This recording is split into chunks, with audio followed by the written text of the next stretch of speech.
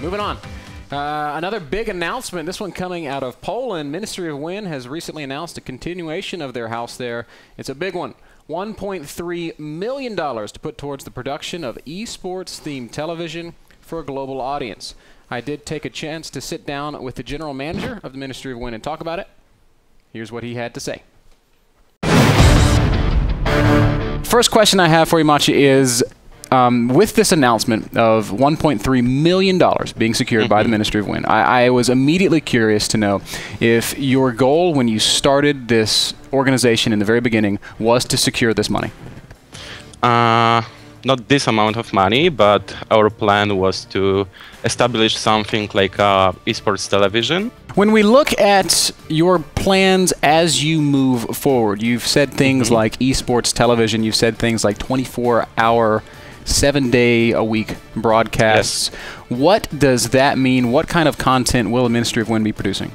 Our goal is to produce 8 hours content every day. What do we want to show? Okay, so Gamers Live, the show around esports and gamers that will live in the house and compete for valuable prizes. It will be something similar to Big Brother, however, it's not Big Brother because we would like to show something else like essence of esports.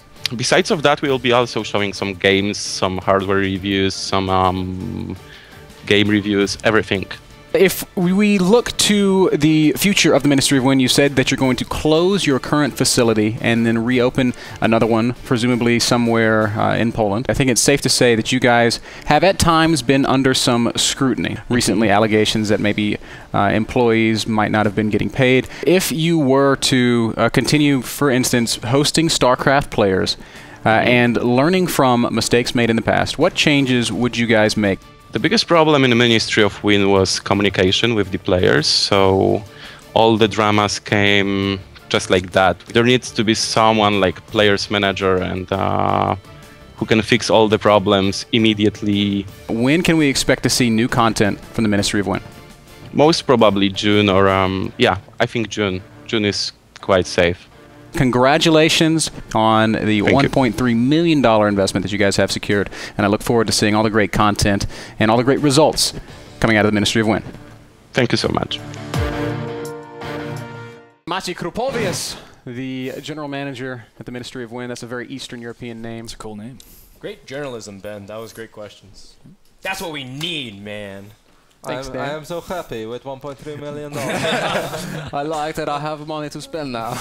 Well, the 24-hour broadcast is something I look forward to see more and more from different organizations because of the time issues. Yeah. I mean, with us, Europe's always like, please, NASL, have a different time for your broadcast. Doesn't IPL already do a 24-hour broadcast, though? They, like, rebroadcast it all. Well, that's all Ministry of Win's going to be doing, too. They're preparing 8-hour content blocks and restreaming it. So that's essentially what's coming. So that's pretty exciting news. You know, it's exciting, but I'm going to be completely honest. I hope that it turns into something good, but they left such a bad taste in my mouth from everything. I haven't heard a single good thing that's come out of there, and it's really unfortunate. Now, I haven't, admittedly, I haven't like delved too deep into it. I'm always seeing like Ministry of Win is where Desiree learned to paint his face like a panda. All right. Well, come on, Snoot also spent a little time there. Some good players have gone there, and I don't doubt that. They had a lot of good players. They had Ret. They had Moro Titan. Yeah, I mean, it's been so cool to see all the names that go there, but I haven't heard like, oh, this house has created a lot of good stuff out of it. It's always been like, oh, I'm not being treated well. People are partying. I need more food. People aren't getting fed. Yada yada yada. Well, hopefully this is their time to reinvent themselves and to fix those things. If they don't, then it's all a question of management and leadership. Well, guys, for part of that 1.3 million budget, I am willing to move to Poland and become a coach. Last news piece before we get into player moves. January win rates have come out. All this data having been pulled from the Team Liquid player database, and it's pretty noteworthy, I think. Protoss versus Zerg. We can see Protoss enjoying some reasonable success there. In Terran versus Protoss, we've got, man, that's a hard graphic to read. Protoss is beating Terran a little bit more, and over in the Terran versus Zerg, this is the most skewed matchup of all. Zerg is just crushing Terran in Korea right now, and I think that's pretty noteworthy. Just like the Terran cinematic. is losing to Zerg 37.8% of the time. Yeah. So that means that they No, basically they're winning 30 points. But it's at That's a losing. win rate.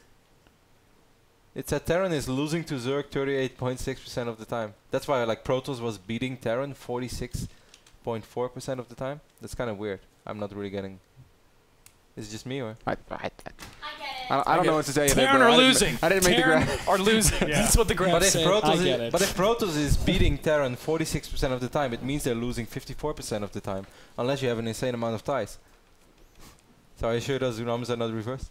They might be. I pulled up the actual numbers. Terrans have won 38% of the time in TVC. And in TVP? And TVP, Terran wins over 50%, 54%. Okay, so Terran. So Terrans are beating Protoss, Terrans are losing to Zergs, but Zergs are losing to Protoss. I said this really badly, but Protoss is beating. Rock, paper, It's just a big scissors. circle of beatdown. P greater than Z greater than T greater than P. There we go. The There we circle go. of life, guys. Leave it to the statistician Yeah. to get it right.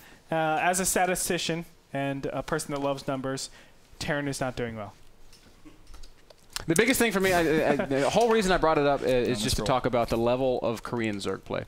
Because we did see Stefano recently play in Codas, and he had a tough time. He was he got beaten up. He showed some good games versus Innovation, certainly, but he got beaten up pretty badly. And then Innovation goes on to play Dongregu, DRG 2-0s him and makes it look easy. So for there to be that much separation in the level of play of a top Korean Zerg and a top non-Korean Zerg, that really impresses me. I think you're exaggerating, Ben. I guess we don't have to cover Codas later, but I mean, I think if you saw that game 1 that Stefano lost in the second series, it's just an 11-11, which he did not scout well. Unfortunate, happens to the best of us. Game 3, I really think you could just see that Whirlwind is not one of those maps that Stefano has played a ton on. He played, I think, a bit too much on autopilot. That Overlord was slightly out of vision. He probably thought that, hey, I'm always going to see units stream through with Zelnaga here, Overlord here. He just barely didn't see it. I really don't think that he was like severely outclassed. I'm not trying to say that he was severely outclassed in his matches against Innovation. I'm saying Innovation was severely outclassed in his matches versus Dongregu. Yeah, but like maybe Innovation just took a gamble against Stefano and it paid off, and it didn't against Dongregu. I tend to disagree with Korean Zergs. Like those stats are very much influenced by Pro League and by GSL. I think Korean Zergs are just running away. You gotta stop saying Korean Zergs. You have to. You have to start saying the best Zergs in the world, because that's what it is. When you say Korean Zergs, it feels like you're saying all of like Code S, Code A Zergs, and I don't think they're like up and above players like Stefano, players like Nurchio. It's just, but that's exactly what I'm saying. I don't think so, though. Like, you can't say that. It's Dongregu here. I mean, you consider him on one of the top players in Wings of Liberty list. Do you not? Of course. I mean, then you say you generalize Korean Zergs. I think that's like... It's not like there are 12 overstepping. Dongregus in Korea. Yeah. I mean, there is life. There's Dongregu.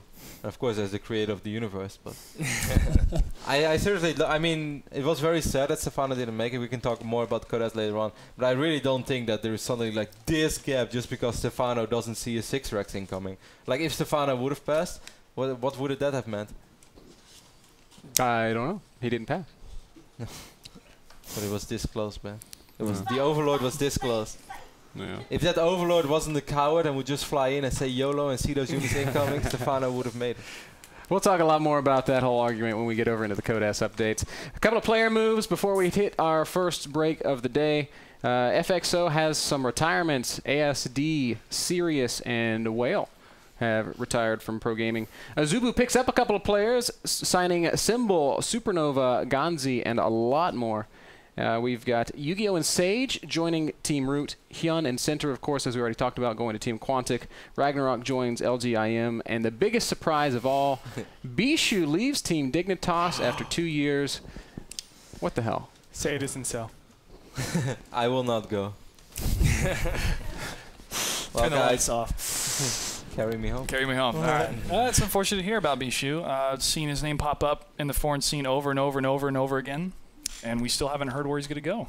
He's basically Elfie level Protoss god. I think Parting is very, very happy he already signed with SKT1. Because if they knew that Bishu was a free agent, oh no, Parting. The spot would have been full.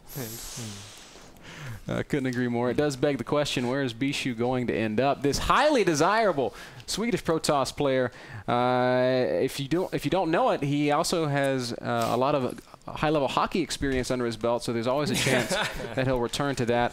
Lauren Lees, why don't you walk everybody through our first Pulse poll?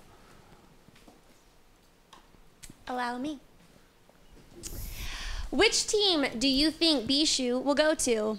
LGIM, Vancouver Canucks, KT Rolster, or a different team? Vote A, B, C, or D, and vote now during this commercial break, and we'll have your answers when we come back.